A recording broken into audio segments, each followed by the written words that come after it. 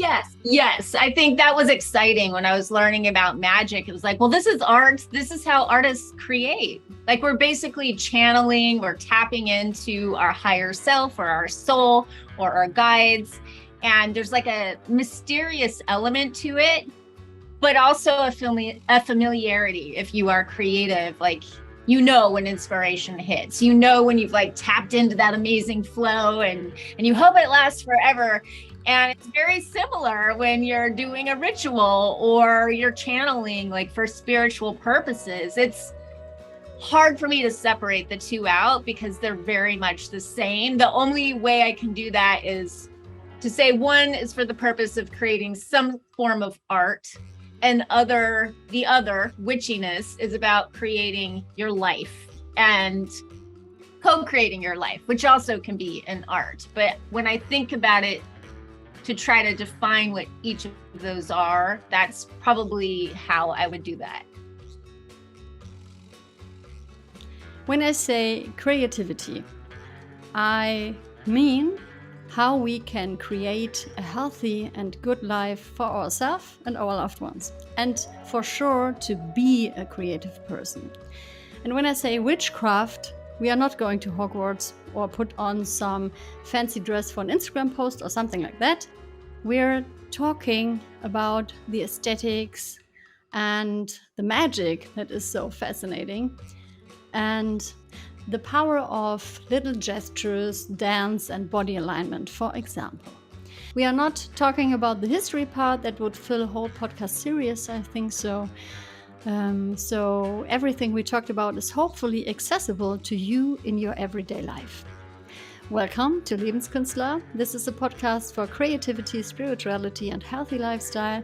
My name is Silke Verheyen, and this is the first English episode. And I'm very excited because I'm German. Maybe you can hear that. This is an interview. I talked with the remarkable Joanna Devoe. She's doing my favorite podcast. Former it was called Hippie Witch, now it's called the Jo Devoe Show, and it was an honor for me to talk to her. During the interview, she was sitting in LA during the midst of the day and it was very hot, and I was sitting in the south of Germany next to the Alps, and it was already bedtime. My husband and my baby were just in bed and I was doing this. And now I wish you a good time with this episode. I'm going to start melting through our conversation. It's very hot. Yeah, it's hot here as well. It's like so hot. And my baby was like always on me the whole day. Oh, no, yes. That would make it much hotter. It was like, wow.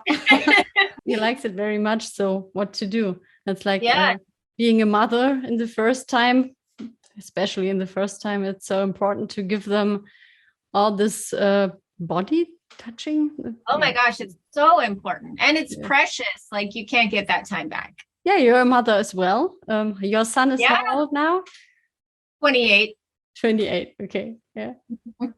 But you remember this time pretty well. Oh my gosh, you never forget it. Yeah, no. They grew up and they stay little in your mind, I think. Okay. Yeah, cool. Joanna, your podcast, Hippie Witch, it was former called Hippie Witch. Now it's called the Jo Devoe Show. Yes? But I'm still a hippie witch at heart. I just wanted to change the name of the show. Yeah, that's so cool. And I think that's something I want to talk about as well. But I think I want to talk about everything you talked ever in your podcast, because I like all the topics very much. They are so, it's a big variety and very creative and very witchy.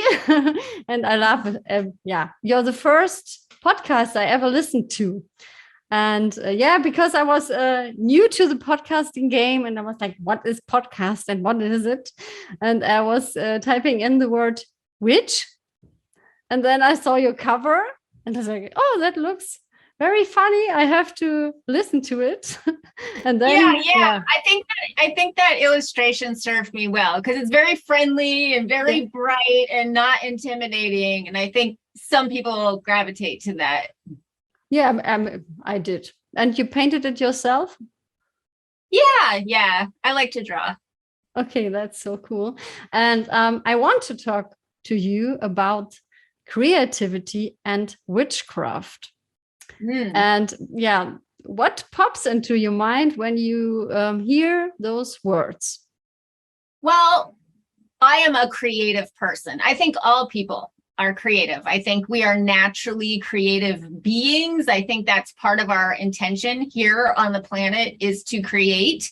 But there are those of us that identify as creative people and that other people would identify as being creative. And I am definitely one of those. I have been one of those my whole life.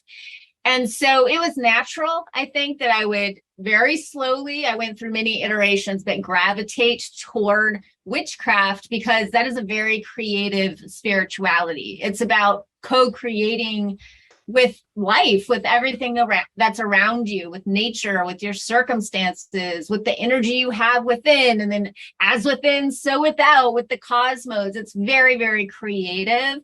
And so it makes sense that that's kind of where I would land as a spirituality. And then really, I identify primarily as a creative person. So being witchy is under that umbrella, which is partly why I wanted to change the name of my podcast, because I love to talk to creatives of all kinds, including witches, but not exclusively. I'm very interested in film and books and music and art. And I love a dreamer. I love somebody that has like a creative dream in their heart, or they're just creative and they want to make a living being creative and they don't really care what shape that takes. I love to talk about their journey and, maybe pick up some tips, but just expose them to other creatives so we can support each other and lift each other up and look at different ways of being a creative person in the world. Mm-hmm. Yeah, that's very nice. It's one reason why I love your podcast so much, because I'm a creative person and I do witchy things, rituals, and it's so important to channel the energies and focus them on something. And I think that's the same with art. Or what do you think? Yeah. Yes. I think that was exciting when I was learning about magic. It was like, well, this is art. This is how artists create. Like we're basically channeling, we're tapping into our higher self or our soul or our guides.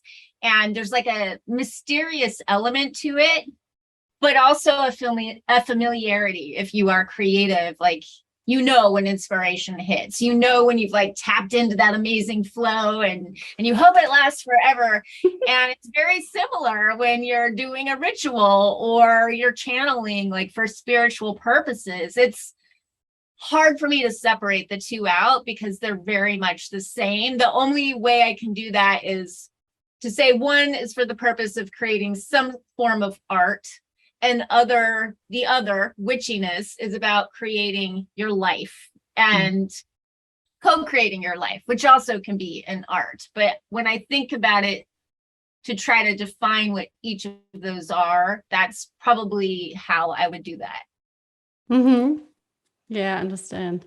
And tell us something about your journey as a creative person with your podcast, for example, or how do you do the things you do? And for example, when you have so many ideas, I think creative people always have ideas for a podcast, for anything you want to create. How do you choose what to do? Because I, for example, see so many creative people struggling with what to choose.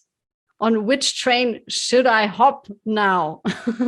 Yeah, I mean, I think it depends on your intention. I think if you want to have a career and you want to be extremely successful or prominent in that career, it's useful to pick one lane and stay in it until you've established a relationship, and then you can start to branch out from there once you have a reputation, once your income has stabilized. But before that point, it's really best to choose one thing. And I think something that helps is just to tell yourself, this is a chapter. I'm choosing this for this moment, and all these other things that I'm interested in, I can get to them as well, knock on wood. As long as I live a long, healthy life, I will get to it all. But right now, I'm just going to do this one thing and really like focus on this chapter. And then it can be helpful to keep a kind of ideas journal. So you get to satisfy and exercise the part of your brain that's like, but what about this other thing? I'm really passionate about this. Like you can capture it in a journal and just kind of make that promise to yourself, like, yes, I hear you. I get that this is important. We're going to keep it in this book, nice and safe. And that does satisfy for me. It satisfies that part of me. But what I find is I often don't circle back. I often move on, and lots and lots and lots of ideas fall by the wayside. I have a public career as a creator, as a content creator. It goes beyond podcasting because I create audio journeys and programs and ebooks and a variety of things. I started on YouTube before I moved into podcasting. So I might be just categorized as a content creator, but I also I'm a writer. I'm very consistent with that. I've been doing that as an adult. I started taking that seriously in my early 20s, and I'm in my late 40s now. So I have that as my passion, and I have a lot of stamina and long-term vision. I will chip away at a project for a long time, kind of in the cracks.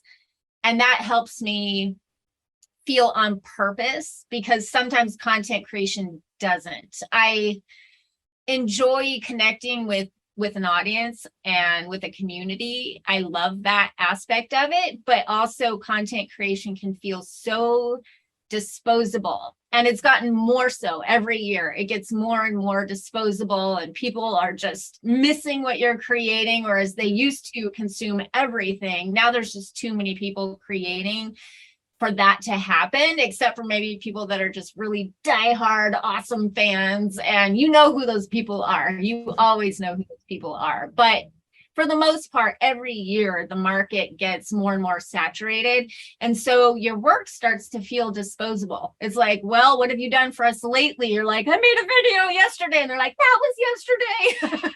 So I like to do something that's very long-term, something that I'm going to be proud of when I'm laying on my deathbed, that I can look back on and be like, yes, I worked on that for 10 years. I said exactly what I wanted to say.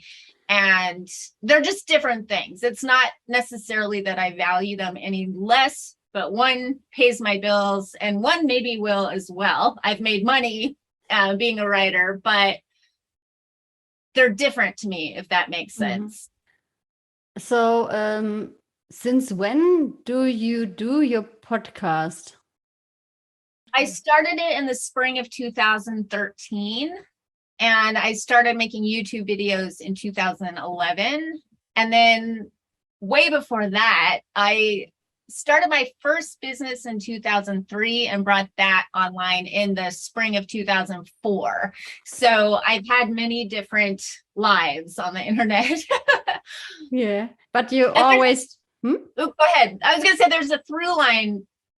Well, I am the through line that connects them all, but also it's kind of an evolution. Like what I started doing in 2003, you can still see hints of that in what I'm doing now. It's just kind of the evolution of a content creator. Yeah, I understand what you mean. And when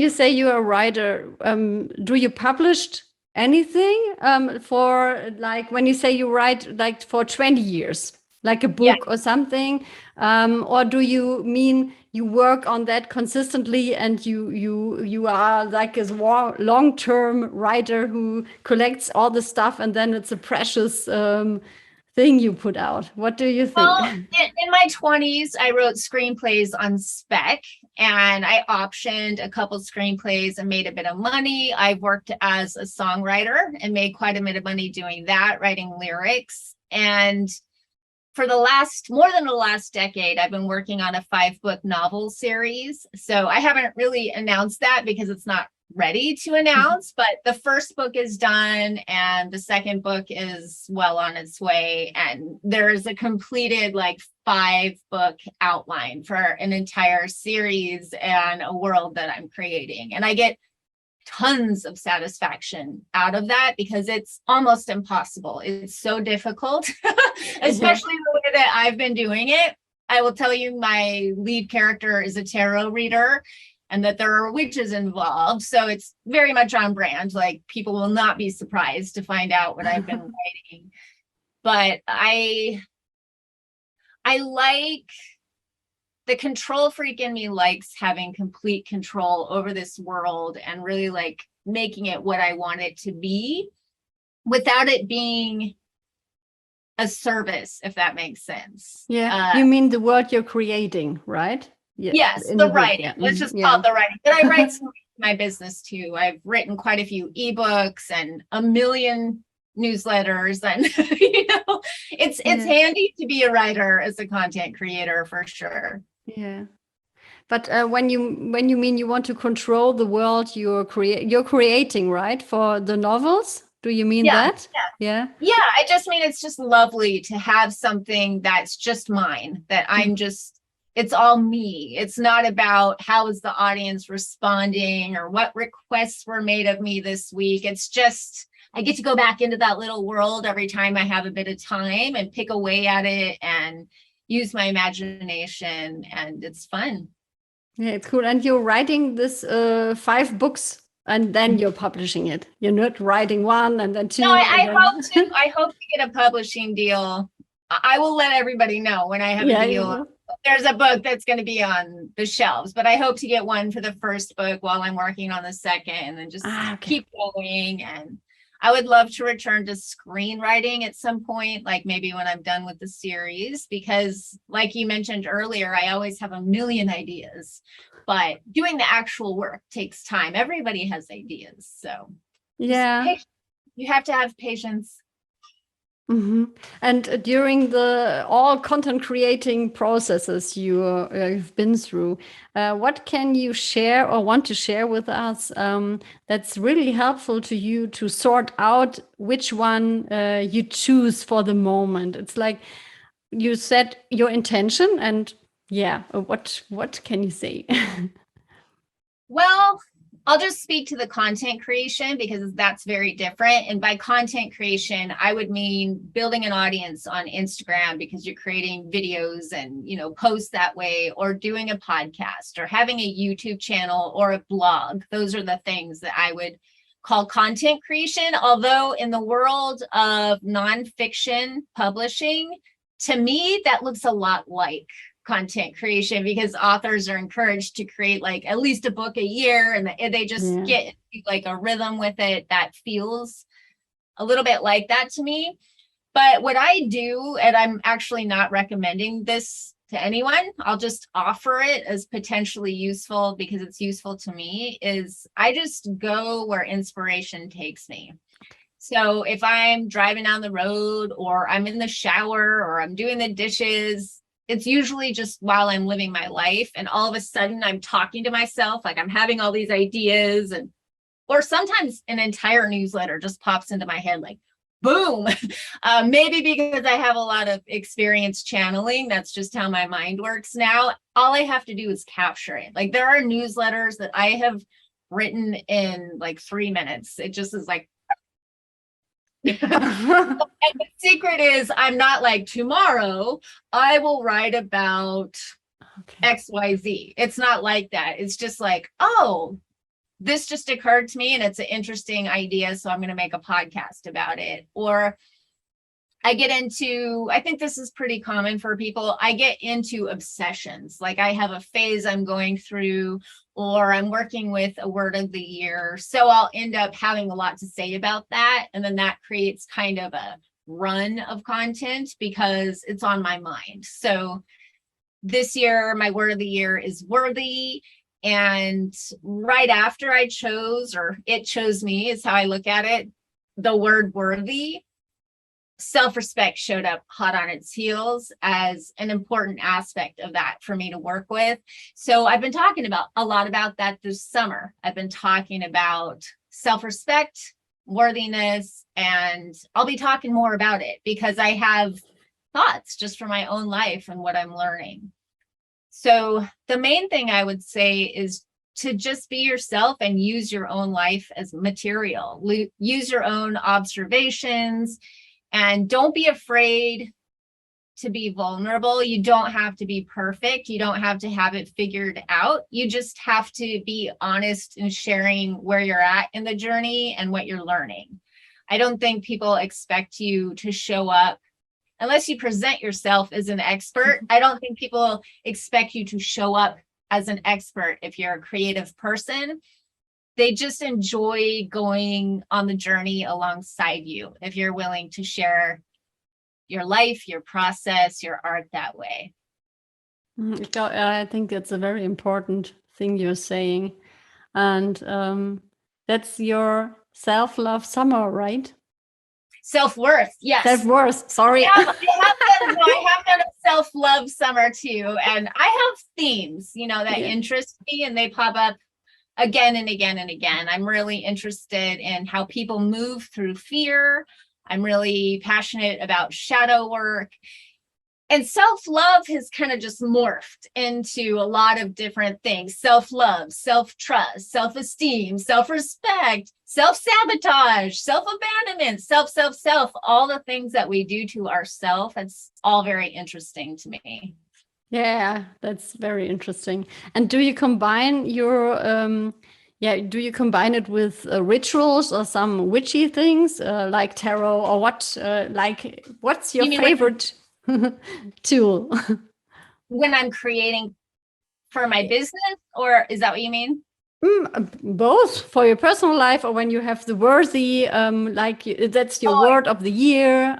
Do you paint something, or is there anything you use for clearing your mind, clearing your body, your aura, or whatever? Yes, it's so simple these days. I used to do all the things, and now I mainly just do a lot of little body things. Like my very favorite thing is to just stop and do prayer pose and close my eyes and just come back to myself for a minute. It cures so many things that ail me. Sometimes I just get an unidentified sense of dread or worry or panic or anxiety. And so that's just whoa, come back. It's that kind of thing. I do love tarot cards. I love to do tarot cards, like a 3-card spread if I have an issue that I'm thinking about, or if I'm kind of torn about what should I do, I tend to turn to tarot. I do have some oracle decks that I like. And so I generally do a card of the day just for myself to kind of talk to myself that way. But I would say the main thing I do is self-oriented. It's not tool related. So it would be, like this, and different mudras and postures and breath work. And then also I love to take advantage of the hypnagogic and hypnopompic states of consciousness when you're drifting off to sleep at night or when you're waking up in the morning. I always grab that time and do something fun and interesting with it, because you can really access your subconscious mind when you're in that state. And so you can, use your imagination to heal old wounds, to reprogram old memories. Not that you're changing the memory, but changing your emotional reaction to it. You can do that when you're drifting off to sleep. You can set an intention for maybe how you want to dream or what you're releasing while you're sleeping. And then when you wake up in the morning, when you're still groggy and you're not entirely awake, that's an amazing time to do visualization and to work with your subconscious. And I just do a lot of what I call witching on the go, because I am a single mom with a 28-year-old son with autism, who I am the sole caretaker of, in addition to raising a business, running a business, and taking care of an over 100-year-old home that is constantly falling down around me, and then being a writer on the side. I don't spend a lot of time busting out my witchy tools and all of that. I'm okay, I'm taking a shower. So what can I release right now? And what can I visualize? Or basic things. I'm doing the dishes. Something I recently brought up is hey, I'm going pee. What can I release? That's so cool. I just look for those little opportunities, and I witch it up with intention. Yeah, I think you embodied all the stuff you tested over the years, right? Like what's sticking to you, what feels good. And the thing is, I think in the beginning we always think we need more stuff Yeah. And for a ritual. stuff is fun. This stuff is fun too. Yeah, that's right. But sometimes it's more easy, right? Like we thought, like when we don't know anything about witchcraft, for example, then we see pictures and everything, and we think, oh, that's so complicated and spooky, or, and then we try it out, and it's so easy, right?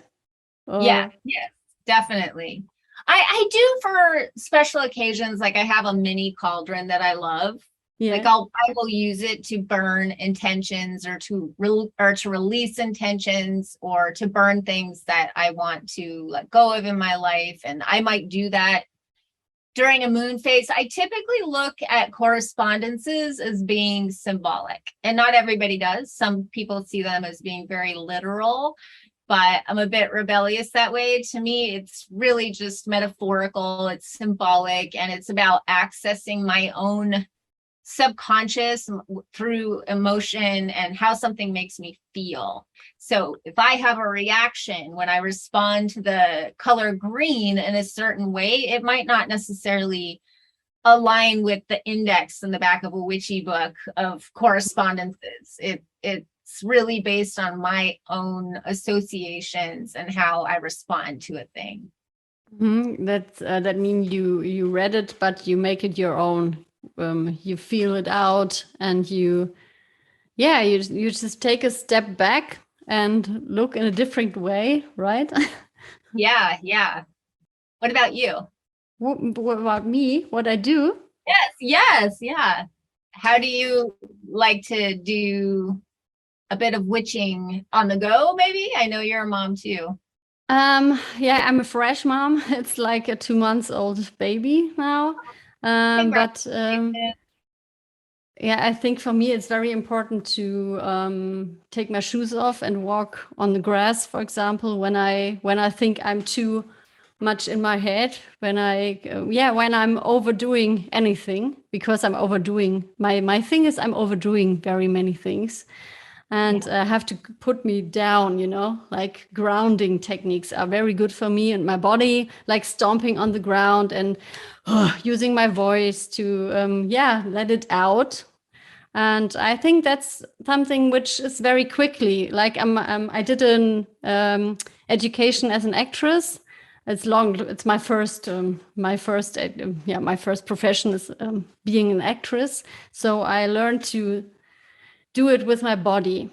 And I think that's a very witchy thing when you do something with with very big focus, like intention, and you put all your energy into it. It's like very powerful, and that can be very good, but it can be very bad. So I think we all have to be very mindful with what we do with our voice and our bodies. And that's something I do every day when I think with my baby. It's like all the time on me, and sometimes it's not just beautiful. Sometimes it's like I don't want to be in this body anymore, like breastfeeding all the time. And and then I do, I pick my energy back and I ground myself, and then it's a little bit easier. Yes, that's something which I think is a bit witchy thing to do, dancing and working something out with the body. It's like very important. Yes, 100%. And I think having a background in acting is such an awesome foundation for magic. It's so useful. You end up pulling it out so often to do magic. All the movement and the different breath works and the mindfulness techniques. That's actually where I first learned how to meditate, was in acting class when I was in high school. So I had never been introduced to those concepts before. And you'll see a lot of crossover too. A lot of people in the arts are interested in the occult, and it kind of just goes like that. Yeah, it's so cool. That's what I was thinking about talking to you with creativity and witchcraft, because I think both is so, it's so familiar when you look at it, right? Yeah. Yeah. And sometimes I refer to it as the art of spirituality, witchcraft, or the craft of it, because it's crafty. You can see the way that people express themselves. Some people are kitchen witches, and you can really see they take pride in their craft and it really becomes their art. Or people are green witches and they're like that with their garden. Or some people are really, really into like ceremonial magic or creating detailed rituals and crystal grids. And it's fun to see the variety and the diversity of people that identify as witches or occultists. You'll start to see a lot of creativity come through. And just from knowing so many different people online, I know a majority of them, I would say, do something creative, either as a hobby, like a passionate hobby, or as a profession. They're writers, they're creating ritual tools, they're actors, they're musicians. There's so much crossover. Yeah, that's so, yeah. And what would you say is the most important learning as a creative person for you in your journey till now? Oh my goodness. I don't know how to answer that. There's too many things. The most important learning. Can we narrow it down a little bit? Yeah, you can. We can. Do you need another question from me? Yeah, like you have a more like, can you refine it down when you have, maybe you didn't have it, but the fear of letting something out which you want to create, but it feels very vulnerable to you because it's so precious to you. In your experience, is there something that you did which helps you doing it anyways? Yeah, you know what's interesting? That a story comes to mind when I hear you saying that. I used to work at Warner Brothers on a TV show called What I Like About You, and everyone, like down to the lowest ranking PA on up, was super creative. So, people at the entry level usually are writers and directors and working their way up the industry. And there was a director that I was, we were peers. We were both, very low down on the totem pole, but he was making film and as a director, and I really respected and liked him, and he liked my screenplay that I had just done at the time. And so we were going to collaborate, and I was writing a short story, a short screenplay for him to make a short film.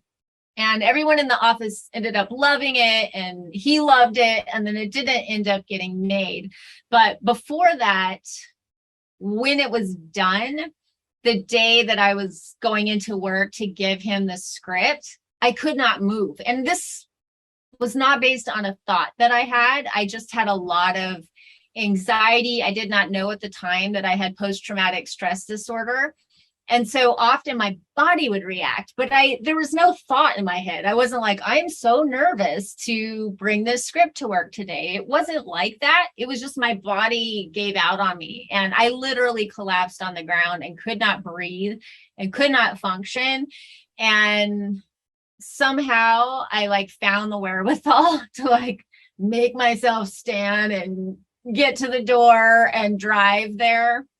But it took enormous willpower, and that's related to so many other things. I had agoraphobia for a period of time where I was afraid to leave my house, and it felt very much like that. Like I would literally be on the floor, trying to climb to the doorknob.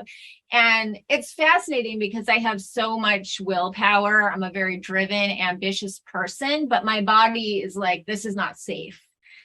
And so those two different parts of me had to slowly, over many, many, many, many years. This is why I can talk my face off about inner child work and learning to connect to your body and doing shadow work, because it's all very mysterious, and I've had to do it all to not have to live like that anymore. But it's interesting how strong my will was, because I would be shaking and unable to breathe and physically devastated. And still some part of me was like, just get to the office. So that is not something I cured overnight. That has taken years, decades to get to a point where I don't have a reaction like that. And also I can tell when my body's like starting to freak out. I've got enough experience with it now to where I can recognize it very, very early. And then I can do some sort of movement or self-talk to help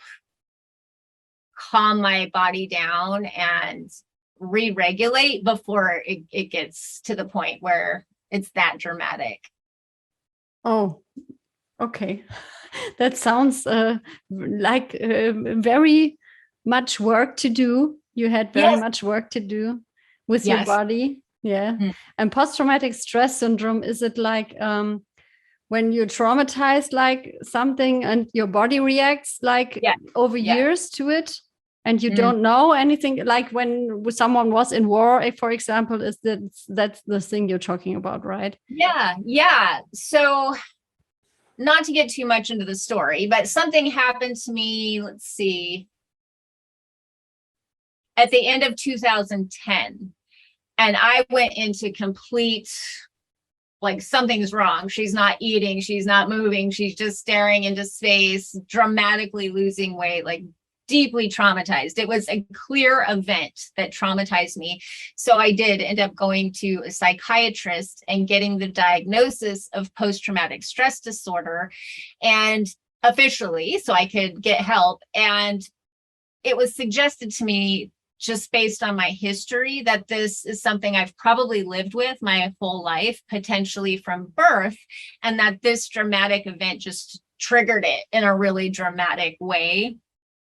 And that was so useful to me because years later, people started talking about complex post-traumatic stress disorder, which is what this doctor was suggesting, even though that word was not used at the time.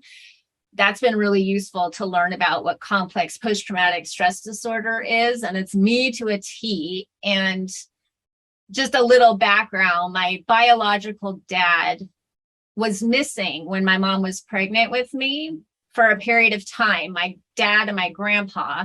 And so obviously, she was very anxious about that, and come to find out they died before I was born. And so it is my belief that there was like a chemical stew going on in her body that I was marinating in, just all that anxiety and stress and tension. And then I was born to this very, very young mom. She was 20 years old when I was born, who was herself very traumatized and not able to entirely, meet the needs of a little crying, needy baby, and, without being overly sensitive and having a lot of stressful energy herself. So I think was just born into it. And I got to a point where I was like, I just don't want to manage this. I want to heal this. So it's not something that I have to struggle with all the time. And this is why I'm really passionate about moving through fear and helping creative people do that, because that's what I come from. I speak about what I know. Yeah, that's I can feel it, and that's very truthful. Yeah, it's like epigenetics, right? When you take something in from your ancestors or from your parents, it's like, yeah, now the medicine is talking about it as well.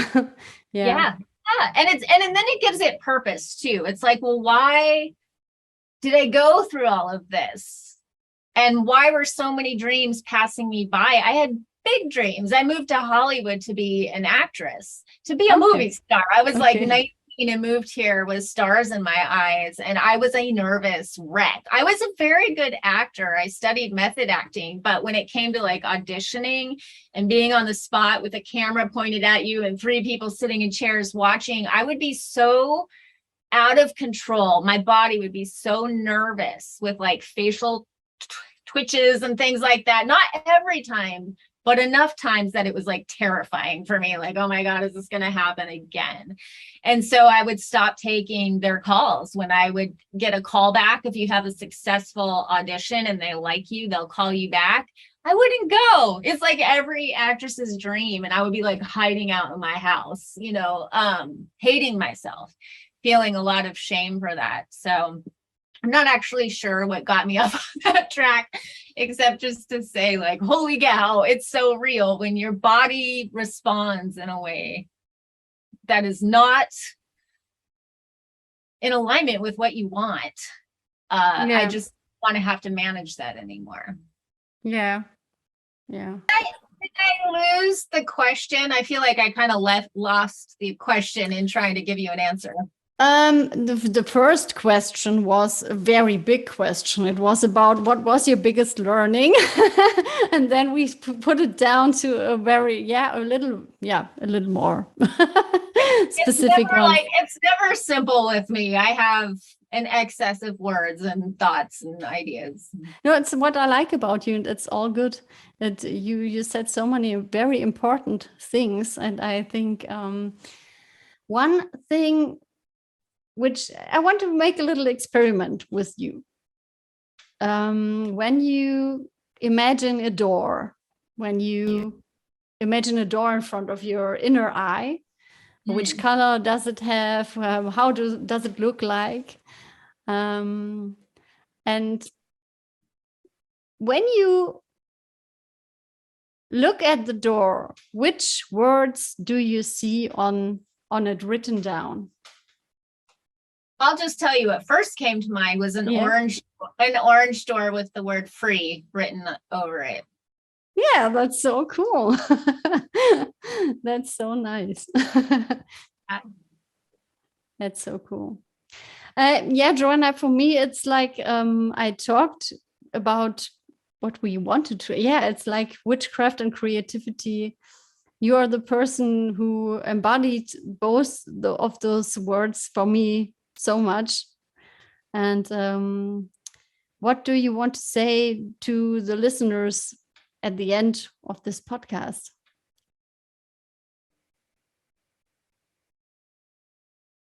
Don't be so hard on yourself, and just take your path one day at a time and keep learning and keep creating and doing the best with what you have that day. And that might not always match what you had yesterday or a week ago. Just take the energy and the time that you have. If you're a really busy person, if you're a parent, if you work in a corporate setting and you only have like 15 minutes to do your creative thing, make that time sacred. Light some candles, light some incense, play a little bit of plinky plunky music, and really give your all to that 15 minutes. Something that I like to do is just set the timer on my phone, so I'm not watching the clock. It really sets you free, speaking of the word free. And then that way you can just be like, oh, I have this container. I know I'm not going to mess anything up, because the timer, use a pretty sound, not something alarming and scary. You know, you don't want to be like, doing some magical thing, and all of a sudden it's like, honk, honk, honk. I choose like wind chimes or something plinky plunky, but it sets me free to just really get lost in those 15 minutes, that 30 minutes, that hour, whatever it is for you. And then also I would say, look at your habits of numbing or escaping, like your escaping and numbing behaviors. Just start catching yourself when you're in them. Like if you're a person that scrolls on Instagram, notice how long you're doing it. You know, start paying attention, like, wow, I do this for 2 hours a day. Why am I doing this? Like, what relief is this bringing me? And is there any way to start like shaving that time off a little bit and reallocating it to my creativity? Because it could just be that you're scared. It could just be that you don't know what to do next, or you're scared. And so start like cutting back on that a little bit, and then taking that time and reallocating it to your creativity, and let yourself be scared. Let yourself not know what to do with that time. Just be with it and see what happens. Oh, that's, I think that's something I needed to hear. It's like, yeah, that's so good. Perfect. Yeah, perfect. So, just everybody has to know your podcast. It's the Joe Devoe Show. And I saw you're on Spotify now. It's very fresh. I know, people have been asking for so long. I'm like, any day now, any day. I'm going to do it any day. I was asking. I was asking as well. Finally, any day came, and I'm on Spotify, Audible, and Amazon Prime. I went and added myself. Yeah, Amazon Music. Yeah. Yeah, that's right. And so, but what is out there that people can hop on now when they listen to the episode and think, oh, I have to find out more about what's he doing? Where can they go to? Well, it depends on what you like. My website is joannadevoe.com, but I am Joanna Devoe on Instagram and Twitter. Twitter is my favorite, but other people don't like it. So I've had a really hard time dragging people over there to hang out with me, but that's where I like to be social. The Jo Devoe Show is my podcast if you want to get the hang of my work. And right now, the only two offerings I've retired or just kind of put dormant a lot of my offerings. So I have two, and they're both audio journeys. So I would say listen to the podcast, because that'll give you a sense if you want to go deeper, if you want to take one of my audio journeys. They're basically a series of podcasts. Oh, that's so cool. I will put the links in the description. You can, you can check it out. It's very good. Thank you. Thank you for inviting me to do this. It was really fun. Yeah, it's my first English interview with an English speaking person. I did one with a German. I'm so jealous of bilingual people, and you have great, like perfect English. So that's very impressive to me. No, I have really difficulty finding the right words when I do the interview. I was like, yeah, but you sound perfect to me. I mean, you have a little accent, but it's not too strong. I understand you completely.